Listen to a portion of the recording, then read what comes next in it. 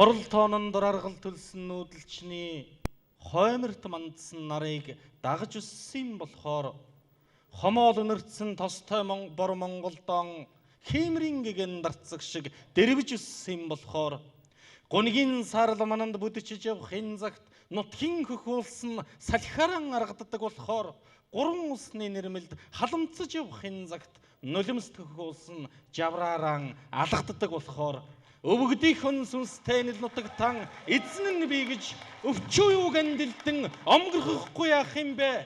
Үнчин ганцхан чулууг нь бүтэн байлгахын төлөө үхэж би чадна гэж өнгөрөхгүй яах юм бэ?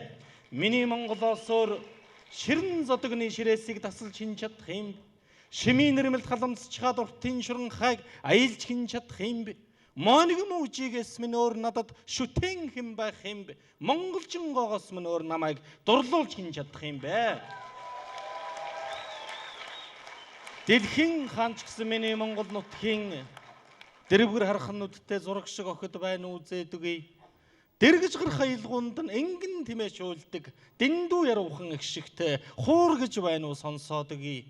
10 галвын тэртээс бийсэн хөнөөж альч улс гүрний авахсан гэж шундаг алттай чулуугаар чинь би баг байхтан аараг толгодынхоо ингэрт гэр барьж тоглодог байлаа.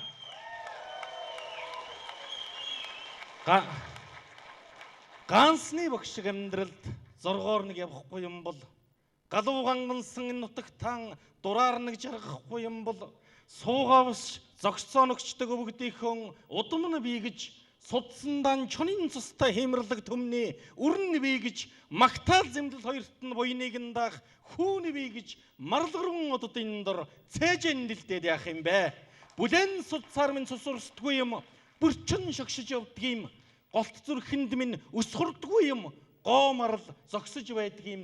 Оосрвчгүй норчлонд би омгөрхөж амьдрахгүй яах юм бэ? Долоон бурхны дор би домгөрхөж гайхуулахгүй яах юм бэ? Морин туурайнд цэцгэн бүтэн үлддэг Монголоор бид бас бардамнахгүй яах юм бэ?